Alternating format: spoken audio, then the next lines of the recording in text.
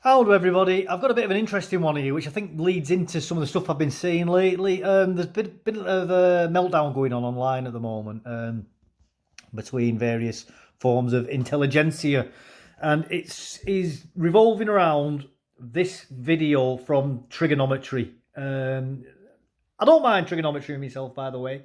They're a bit hit and miss sometimes. I think they're right on some things. I think they're woefully wrong on others. But that's not necessarily a bad thing, you know. That's just my opinion, and you shouldn't agree with everybody and everything anyway. But that's besides the by.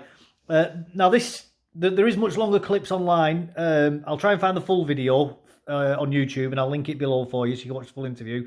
But this 20 seconds here sort of sums up what the sort of longer videos that everybody's arguing over comes down to. So I'll just play it, and then we'll speak about it in a minute. Right. I would say that Rishi Sunak is as English as Tizer and Wyferns, right? He is absolutely English. He was born and bred here, and I wouldn't say that the colour of his skin makes him any He's less. a brown Hindu. How is he English? Because he's born and bred here. So by being born here, you become English, in your opinion? Yeah. Definition. I would say that Rishi Sunak... Right, so what we'll do is I'll just swap the camera over, and then we'll have a bit of a talk about that. I'll do, yeah, so here we go. Right, so basically, we've got a lot of people online who are arguing over whether or not Rishi Sunak is English, or what even English is. Now, I am firmly of the belief that Mr. Sunak, and this isn't any hatred towards the man, is not English. Because English, as far as I'm concerned, is an ethnicity, and an ethnicity is hereditary, as in you can only be born into it, and it is given to you via your parents, as they were giving it to them via their parents, etc., etc., etc., ad infinitum. Now, that doesn't mean that Mr. Sunak isn't British. It doesn't mean that he's not, I think it is quite a crude term, but people would say isn't integrated. I think he absolutely is very British, you know. He's very much in the parlance of how people expect people to live on these islands. You know, I'm not criticising Mr. Sunak in any way, shape or form in that regards.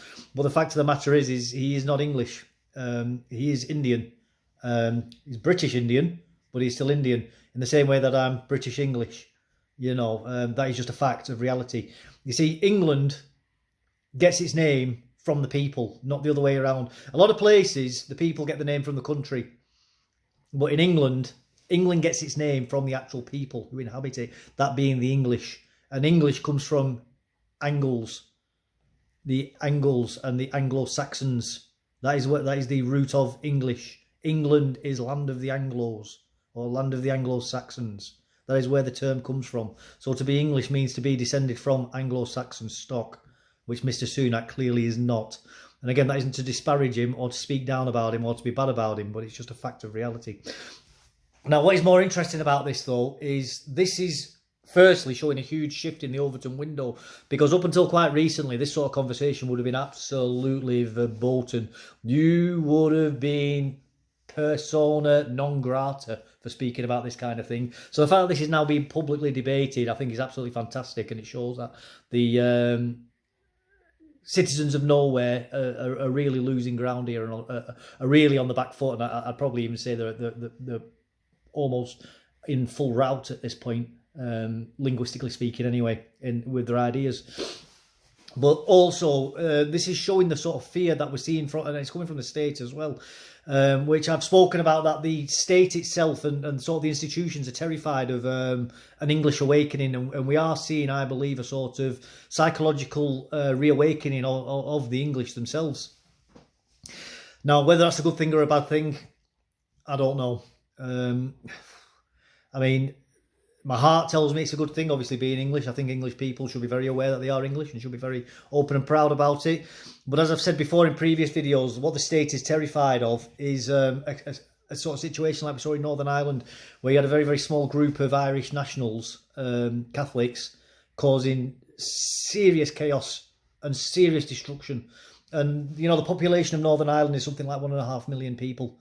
You know, like the Catholics, I think, are roughly, say, 50% of that. So you could call it, let's say, you know, 750,000 people. You know, it's less than 1% of those people were involved with the IRA. You know, less than 1%. You're talking about a handful of people, very, very small, but very, very dedicated group of people causing all of the trouble.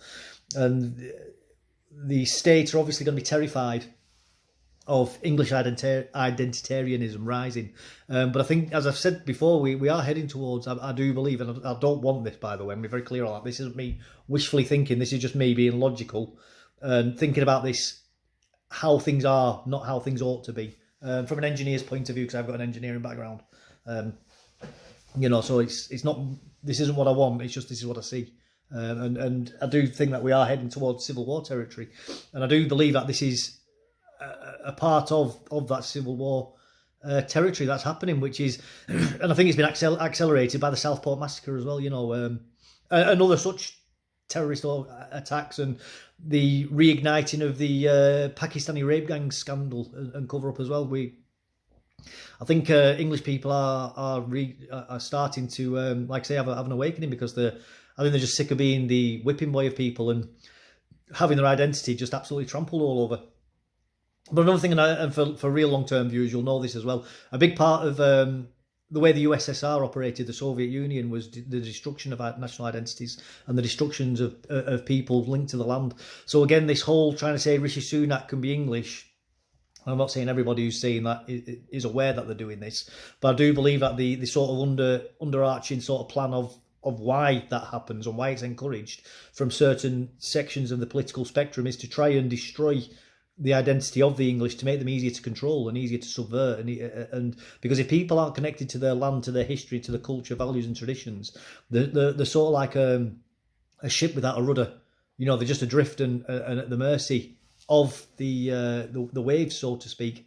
And that is exactly what these people are trying to do. They're trying to disconnect us from our heritage and from our past, from our history, from who we are, because it makes us easier to control and manipulate. And it also means they can do things like impose mass immigration onto us, because if Rishi Sunak can be English, anybody can be English.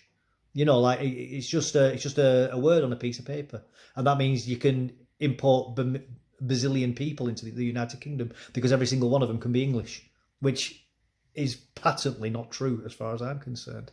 I'm going to leave it on that. It was just a quick video just to discuss that. Give us your thoughts and opinions on that below, please. I'm very interested to hear what other people say, but I do find this very, very interesting, but it does have the potential to grow into something far more worrying in the future as well. But this is what they wanted. They tried to. It's laws of thermal, well, like laws of physics, isn't it? Every action has an equal opposite reaction, and history shows us that when you repress people, there is a reaction from those people, like a coiled spring, to suddenly poof, pop out.